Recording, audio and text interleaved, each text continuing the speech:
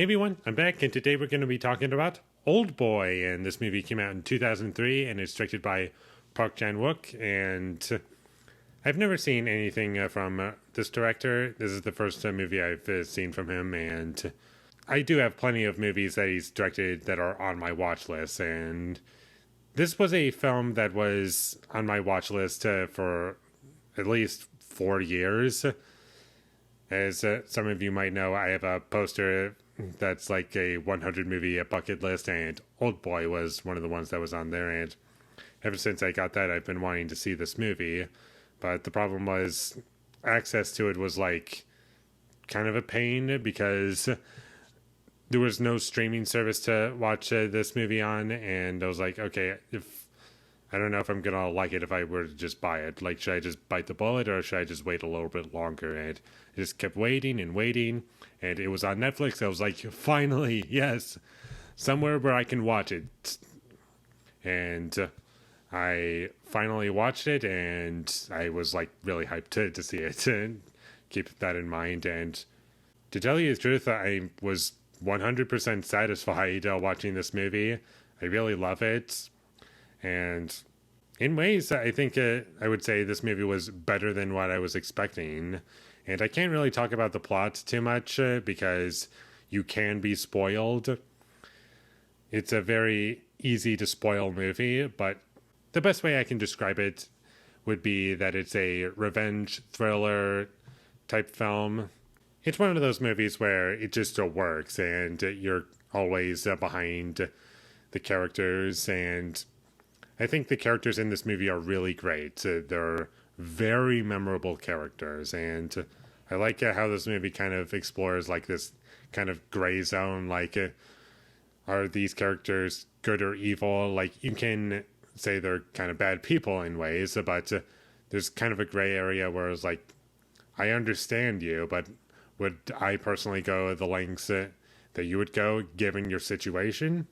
Maybe not, but I can at least understand why you're doing the things that you are doing. Like, the motivations for each and every single character in this movie is clear, and the performances are really great, and I always believe their characters. I never once see the actors. And this movie is very well shot on top of that to make it all so much better. Like, I can just remember scenes in this movie, just how they were presented visually, and that means so much to me. And like, I can just close my eyes and just imagine certain scenes, and I can remember the entirety of the scene, just how it was shown visually. And I also love the music in this movie. I think it's very well done, and like, it fits in every scene. It doesn't feel inappropriate in any scene that it's in. And I also like the usage of classical music. I forget which piece, but that I really loved, and it's used pretty effectively in a couple scenes. And it's also a very brutal movie. Like, this movie does not shy away from the violence. Like, it doesn't get so bloody and gory to the point where it becomes like a torture film, like a Saw movie, or like the Saw sequels, I should probably say. It kind of rides that perfect balance of being brutal, but not to the point where it's like you're just watching a torture film. It's not torture for the sake of showing things bloody and gory. Like, it has a point, and that's always clear. And there's some really horrifying imagery in this movie.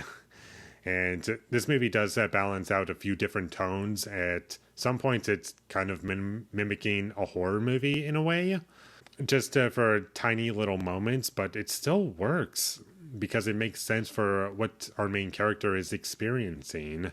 And I also love the editing in this movie. And normally in any other movie, you would see a character move from one side of a character and walk all the way around to the other side, if that makes sense. But in this movie, they're on one side and then it just cuts to them and they're on the other side, like, without making the conversation feel abrupt in any way.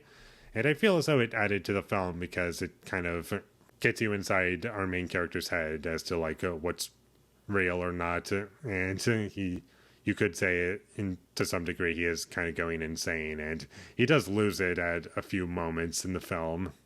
And there are a few fight scenes in this movie, and there's a hallway fight scene in this movie, and that's the most famous thing from this movie is the hallway fight scene. And it's pretty fantastic, and I can understand why it's as memorable as it is, because it feels real, and it's something that I will definitely be remembering this movie for. And also, like, this movie wastes absolutely no time. Like, it's very fast-paced. It's only 2 hours long, and it flies by. And there isn't really anything in this movie where it lingers on anything. Or at the very least, not in my opinion. And stuff like that is what I appreciate about it. And without spoiling anything, I thought the villain worked really well in the movie. And normally that's something that's really lacking in a lot of films, is that the villain is pretty weak. And it's just generic villain who wants to do evil things, like a mustache-twirling villain. But that's not the case for this movie. Like, in this movie, I completely understand why they're doing the things that they're doing. And it's just a film where everything just works. And there's a lot to chew on. There's a lot of substance to this film. I honestly can't even pick out a favorite scene in this movie, because I think of one scene and I was like, wait, there was another scene that I really love, and I loved how that was presented, and then the next scene goes by and I was, wait, that scene was also amazing and really great. And although the fight scene in the hallway was fantastic, and that's one of the most memorable parts of the movie for me, that and the ending, I would say, are my favorites. I think those are the most powerful scenes in the movie. And a very strong ending is what this movie has. And it gets pretty crazy.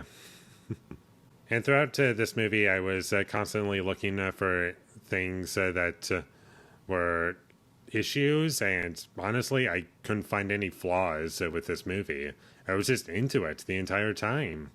I was blown away. It was like, normally there's just one thing that could have been improved that would make it just that much better for me, but there really wasn't anything in this movie that made me think, yep, that could be better. But nope, it's just a movie that's really tight. Everything ties into the film very, very well, and it's a film that had a lot of thought put into it, and there's a lot of attention to detail, and because of that, it really paid off, and I was very happy to know that. And it was an amazing film that was worth the wait, and I'll definitely be checking out other movies from Park Chan-wook, because this was awesome.